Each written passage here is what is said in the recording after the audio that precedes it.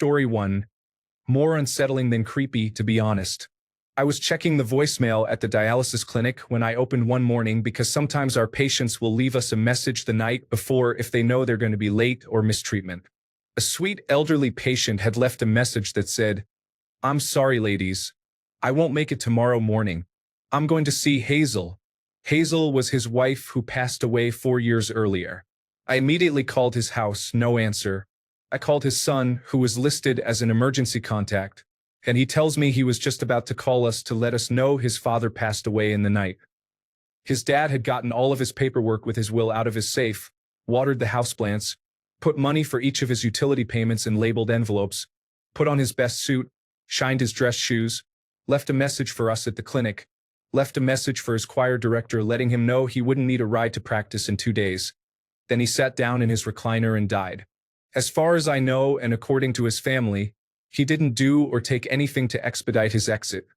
He just went to sleep in that recliner. Story 2. When I worked at Ford, there was a guy who walked around showing other coworkers videos of him being intimate with other women. On my first day, he also kept saying, "If we both had life in prison, I'd have intercourse with you." Then he kept desperately trying to explain how that's somehow not homosexual. The guy was strange. Story 3. Open casket funeral, family gathered, and someone seemed out of sorts. She was dressed casually and just kind of meandering about. I observed her for a while. She made her way to the casket and appeared to be giving the deceased some reverence. She then had to pass by me to leave, and she was clearly inebriated and said to me as she was leaving, "I just wanted to see a dead body." She gave me the drunk girl grin and staggered off. She just staggered into a funeral off the street. Who does that? Funeral director. Story 4. Paramedic. I had a call years back to a nursing home, unknown medical. We arrived, and none of the staff knew who called, which is not unusual. We checked the rooms and located a juvenile male sitting in a room with an elderly sleeping female. He stated quite calmly, "I was going to kill her, but I called you because you're better." This caught us off guard in a major way. Throughout the whole process, he was extremely calm, cooperative, and polite. He had serious psychological issues, recognized the thoughts weren't good, and knew emergency services were better to ensure he got help. He wasn't a visitor. The staff didn't know how he got in or when, but it wasn't a locked unit, so he likely just walked in without anyone noticing or caring. Story 5. Had an old coworker talk about his wife's labiaplasty. He described it as, "It's like having intercourse with a 12-year-old. It definitely made a few people do a double take. Story 6. "Make the kid in the corner shut up," said the old lady at 3 a.m. as she pointed to the empty corner. There was no kid. She passed not long after. Honestly, this kind of thing happens a lot. You start seeing ghosts. I'm putting the crash cart in front of your door. Story 7. I told a manager I had forgotten to do something, and he sent me a reply saying, "That's okay because you're going to repay me by?" He is a 55-year-old man, and I am 25. Story 8. Here is mine. Working on an ambulance 5150 call. Everything is going well until he starts talking to himself.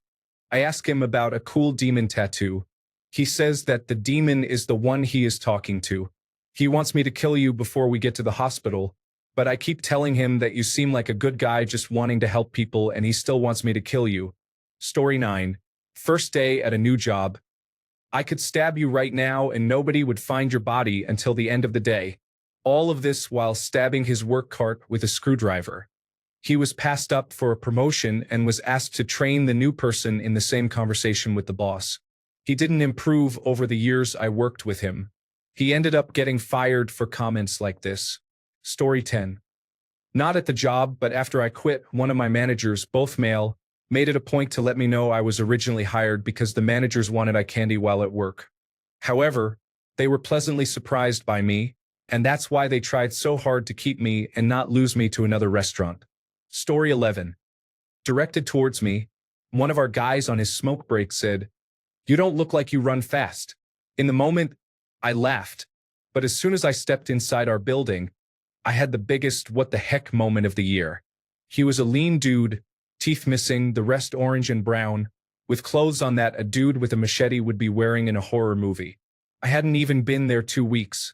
He was a cool guy for the rest of the interactions I've had with him. Never chased me. He just had a weird sense of humor. Story 12. The guy who came into the 7-Eleven I worked at and screamed at the top of his lungs, "This is a hold-up," to which the whole store freezes, and then he laughs and says, "Lighten up." Story 13. Worked in a donut shop where we also made custom cakes. A guy called in asking for a custom cake. I asked him the standard questions, what size he would like, whether he wanted it to be any particular color, etc. He said 9 inches in black, and then started graphically detailing a sex scene. I quickly realized he was not talking about a cake. Story 14. I worked at a grocery store when I was 18. My dad had just died suddenly, and it was my first day back at work after the funeral. This weird guy, a coworker, would always go out of his way to talk to me. I was in charge of self-checkout. So he said, "I heard your dad died." I said, "Yeah." Then he told me this sick story about how he used to work at a funeral home and would put the dead bodies in sexual positions. I walked away and told my supervisor that it was inappropriate. It was disturbing. I feel like I should mention the fact that the manager decided I talked too much before this conversation with the coworker, so I was essentially banned from talking with my coworkers. But this guy would make a point of always coming over to where I was just to say stupid things to me. Story 15. I used to work the night shift at a college technology center. Generally, my late nights were just keeping the one lab open in case students wanted to work late. Buildings closed at 2 a.m., and my office was beside the lab in the basement. One night, every single desktop computer in the lab and office shut down all at once. We weren't scheduled to push any system updates, so I was worried something else was going on. Then they all restarted, and all mirrored each other to bring up WordPad and started chanting, "Go home, angsty," over and over using text-to-speech. I immediately knew it was one of the administrators messing with me, but it scared the hell out of me as it had been hours of dim basement lighting and silence when he did it. Story 16. An extensive love letter was written by a coworker addressed to me. A particular line of interest was, "I want to die together with you." This came from a girl who sexually assaulted me and followed me home after work one night, which made it all the more terrifying. She was the daughter of the head of human resources, though, so she saw no repercussions. I did, however, get written up for unprofessional conduct after yelling at her when she grabbed my crotch one too many times. I had to call the police on her a few times to get her to lay off, and thankfully I don't work there anymore. Story 17.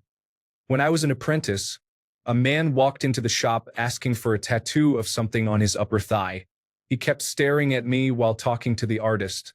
He went on about how he needed the tattoo because he was being sent to jail soon for sexually touching a child and wanted to get a tattoo on his upper thigh so he could claim he never touched her, because she couldn't say he had a tattoo. He left and we reported him to the police.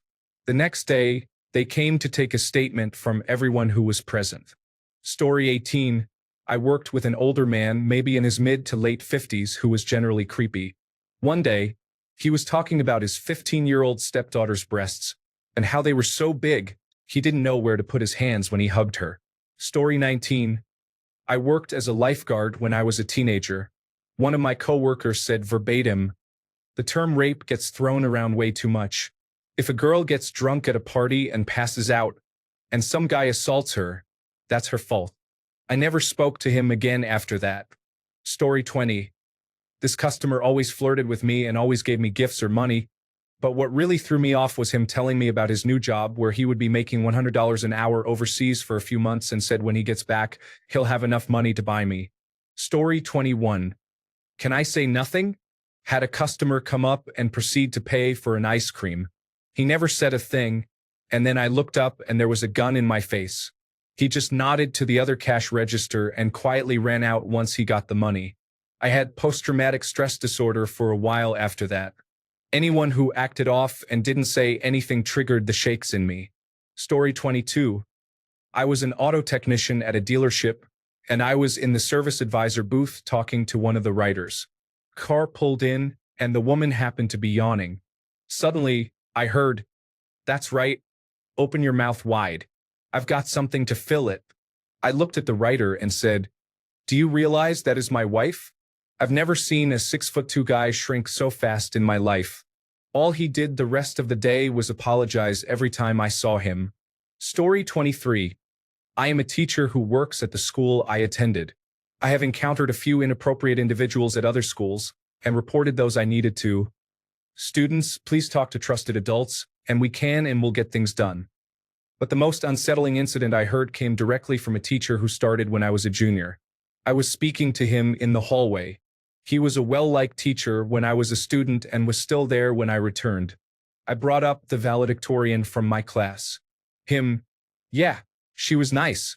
None of you knew I was even with her back then." Me, "What?" Him, "Oh yeah, she was a cutie patootie. Much more attractive than the senior girls today." I reported that immediately. Would you believe that one of the senior girls came forward right away? He probably doesn't like prison. Good. And I can't hear cutie patootie without feeling nauseous anymore. Story 24. After college, I worked in the technical services at a big box computer store not far from Louisiana State University's campus. The first thing the team did when you brought in your computer for service was look for your personal porn stash. Before anything else, they were looking at, searching for, and copying your porn. Photos of your wife on vacation? They had those. You're snapping photos through your neighbor's open window? They had those too. One time, they commented that one guy was apparently taking the clothes off of passed-out drunk girls at parties. There were photos and video. The three guys in the department and their boss deemed it extremely hot. That was my last day there. Story 25. The manager commented on my daughter's friend's appearance. She was 15 at the time. He also talked about how he could tell which women want to be harmed. I was a woman working in the automotive industry, and it was so frustrating trying to explain to the guys there why more women don't work in this field.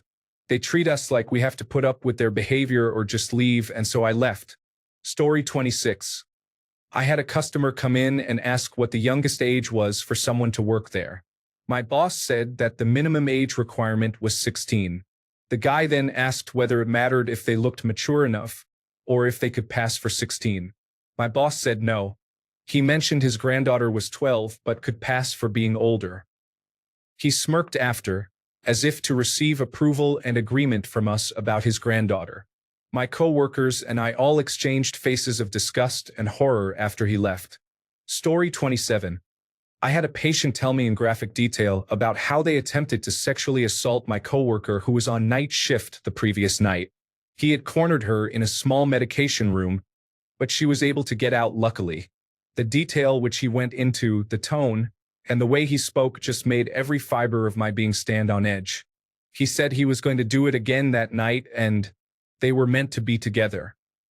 He would take them both away the next night. Lots of details I don't want to repeat. Everything he told me, he was not joking in any way. Management hadn't done a single thing about the attempted assault the previous night, and he was in my care that day. I spoke with his attending physician and got him to the right care floor he needed. Our medical/cardiac wasn't the right spot for that. I strongly feel that if I hadn't, he would have raped her or worse. I've never felt that way before. I imagine that is our innate primal fear. My whole body was just screaming with anxiety, danger warnings going off. I'll never forget the way he made me feel when he spoke about it. I'm just happy he wasn't able to hurt anyone. Story 28. I'm not a bad person. Just let me show you, the twitchy guy yelled as he tried to shut the door to my leasing agent's office. The four guys who reopened that door a split second later let him know we didn't believe him.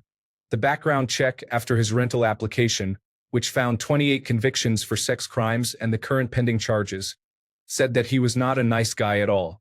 It scared all of us and creeped us out, especially when we realized he was one of more than 30 registered sex offenders living in a 3-block radius. Story 29. I got your number out of the Rolodex.